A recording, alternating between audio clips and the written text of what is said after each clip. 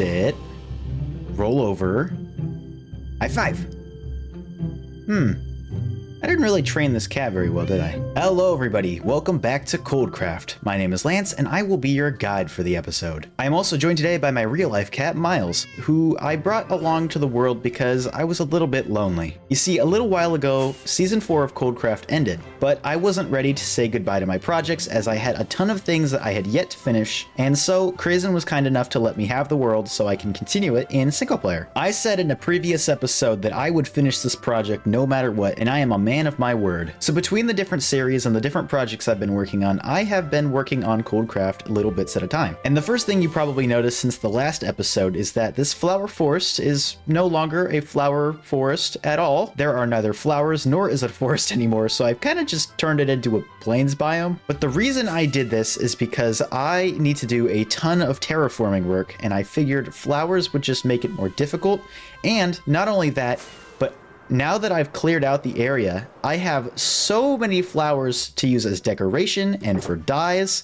Okay, that was the wrong one to open. I've got red tulips, I've got orange tulips, we've got the two tall flowers. There's so many flowers here that I don't even know what to do with them. So we are not short on resources. Now, a few things to note now that this is single player is that I have added a few mods to spice up the gameplay just a little bit. Some of the new changes include elytra trims, and so I have yet to put one on my wings, but I feel like that is in order. I have stolen every smithing template I could get my hands on, and so now I have to pick a design. What smithing template should I use? I really like that in blue. I think I'm going to go for this design. I've got plenty of them, so I don't even have to duplicate them. Let's see what this looks like. Oh yeah, okay, I like that a lot. These boots are also Corey's. I straight up stole them, but don't tell her that. So yes, I may have committed a few crimes, but it's all for the greater good because now it makes my life slightly easier. Probably should steal some tools too, I'm still on diamond. But now that we're geared up, let's go ahead and change our attention to the national park. I believe it was the last episode I asked you guys if we should do the entrance on the side where that big hole was, or if I should relocate the entrance, or if I should do a bridge. And you guys really like the bridge idea, and frankly, so do I. So this is where we're gonna build the bridge to the entrance of the park, and I've already kind of been planning where everything is going to go. I'm not quite done yet, but I've made some progress lining out where buildings will go, where pathways will start, and I've even started building a kind of skeleton of the mountain. But Laynce, didn't you already do that? Yes, I did. And now we're in the building world. You can see I've got the bridge laid out here. This is not what it's going to look like in the final product. I just wanted to get a rough shape. And this is just kind of the starting point of the park. Off to the right, there will be a pathway that winds through some of the custom biomes we'll be making. We'll have the middle route, which will take us to some other ones, and then eventually meet up with that right pathway. And then the left one is a little bit special. Unlike these two pathways, this trail will lead not to a custom biome, but to an eating area, an animal clinic, and the museum. Another new addition to this mod pack adds item displays, which allows you to place down armor trims. And so now it will display as a 3D model, and I think this looks just fantastic. It's not vanilla, but it might as well be because it's just so simple. It doesn't add anything game breaking. It's just a little decorative asset. Now you may remember this from one of the previous episodes. This is Potato Mountain, and I'm sad to say I think we're actually not going to build this. Reason being, we're going to build something even larger scale. I am really going to regret this. I know it for a fact, but I think it will be worth it in the end. It's going to be a massive project, but now that I have all the resources in the world, everybody's farms, all of their stone, this might be easier than I originally thought it would be. The biggest issue I had with this template is that it didn't really fit enough into the environment, I felt. The original design looked kind of like it was just plopped on there. You can see I tried to smooth it out in some of these other areas, but I felt like it kind of didn't make sense being here. So I wanted to try something that felt like it was kind of growing out of the world instead of just built on top of the land. We are currently at Y262, which is the height limit in the survival world. So this is how much room we have between the top of our mountain and the height limit of the world. I could extend it, but I feel like this mountain doesn't need to be any bigger. I kind of want it to be, but I feel like I'm gonna hate myself for doing that, so I'm not gonna do that. Maybe I'll decide I want a second mountain, who knows. Once the mountain is built, we're gonna have walking paths that spiral up the mountain so that people will be able to explore what lies at the top. This is the peak of the mountain, but it doesn't go straight back down.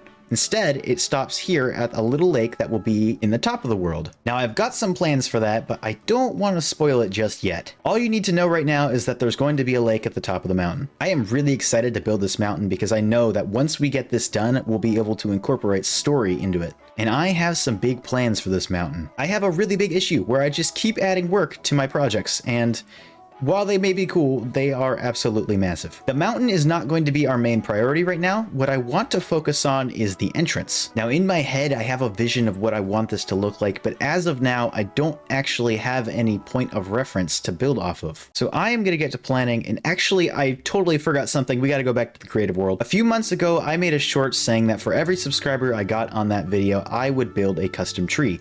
And I am finally proud to say I have started delivering on that promise. Now, it's not done, obviously. I haven't built 86 of them, but this is 20 of the designs that I've come up with. We've got some baby trees, some adult trees, some wonky trees, some trees that have fallen over, and this is so I don't have to copy and paste the same tree over and over. I can have some diversity in my landscape. Over here, you may have noticed this, and this is a test of what one of the biomes will look like. This is the Sniffer Fields, the first biome we're going to be building in the park, and I think it is my favorite of the ones that I've been brainstorming, so that's why I went ahead and made it first. This was the first test I came up with, but I wanted to avoid using azalea mixed in with moss again, so I opted not to do that.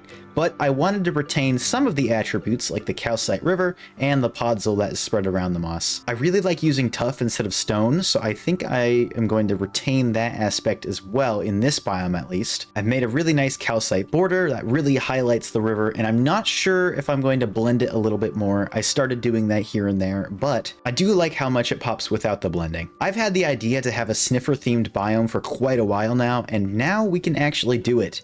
Introducing the hard-boiled sniffer egg. I made this mod, and the reason I made this mod is because there is currently no way to stop the sniffer eggs from growing, and I really wanted to use it as a decorative item. They have no actual functionality, they're just purely cosmetic, but the hard-boiled sniffer eggs will not hatch, meaning I can use them as a decorative block. Now, originally I was going to make custom models instead of a modded block, but the problem with armor stands and custom models is with distance they tend to disappear. In addition to that, all of those entities would have added up and started decreasing my frame rate, so I opted for a small mod that just adds a sniffer block. We're not going to talk about how to get the hard-boiled sniffer eggs. Now, the story behind this biome is that sniffers were long thought to be extinct until an archaeologist found 2 sniffer eggs. They hatched the eggs and eventually were able to bring back the population of sniffers. They put the species back in its natural habitat, and they've been living here ever since in the national park. In this universe, sniffers love to eat birch leaves. Oftentimes, the sniffers will eat the leaves and then it just kind of doesn't grow back. And over time, the trees have adapted to the sniffers' eating preferences and started growing taller. But that is why the trees grow like this. Another piece of fauna that was thought to be extinct was the pitcher pod, and the sniffers disproved that fact. Once the sniffers were relocated into the park, they started bringing back sniffer pods to the environment. You're gonna have to use your imagination on pretending that these are saplings for the sniffer pods, but you know,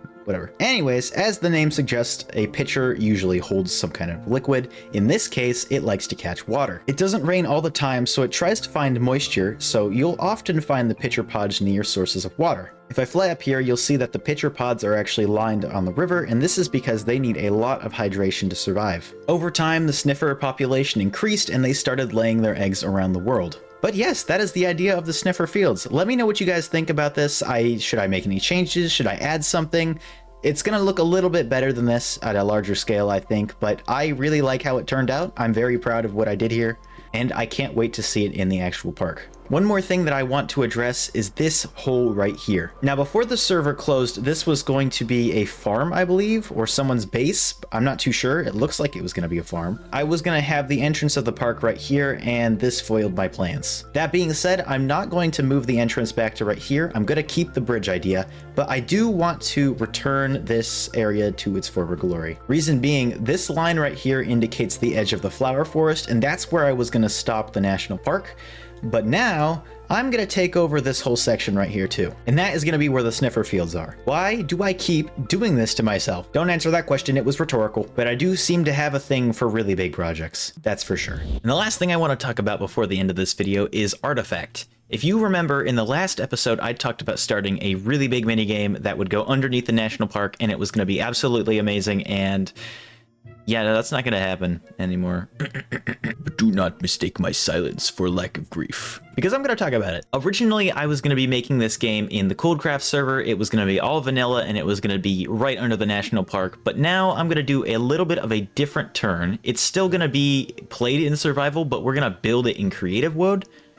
That's a word. Unlike Decked Out, this was going to be a co-op game, which requires 2 people. And I don't really have 2 people in a single player world, so I'm relocating it to a different project. Now, originally, that project was going to be Revolutions. Crazy and I put our big brains together to make the perfect Vanilla Plus mod pack that was modded, but didn't stray too much from the vanilla feeling. The project was going great, we have an amazing cast of people, but simply, everybody just kind of got busy. So that project has been put on hold for the unforeseeable future. So now I'm left to make a decision.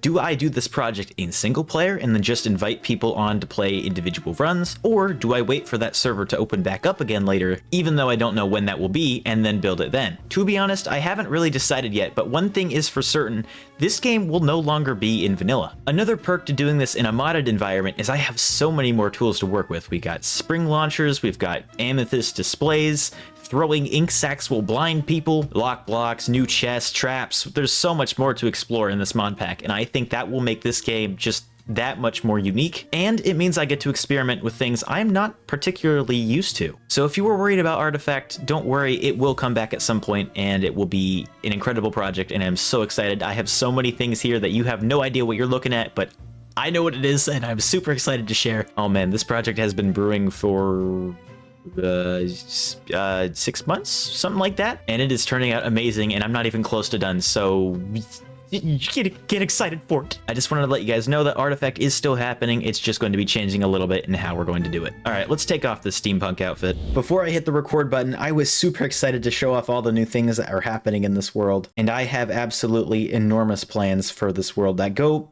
even beyond the national park. So in the next episode, we're going to get started on the entrance, but for now, I'm going to bid you farewell. I had so much fun touring the world today and showing you guys what I had in mind, and I cannot wait to get started. So I hope you guys enjoy. Let me know what you guys thought of the Sniffer fields and the additions that I've added to this world. I wanted to keep it very vanilla plus. I didn't want to add too much, so I tried my best to do that. Anyways, I hope you have a fantastic day. Please hit that like button and subscribe if you enjoyed. I am so excited. I cannot wait to get started on the next project. I will see you guys all in the next video. Farewell.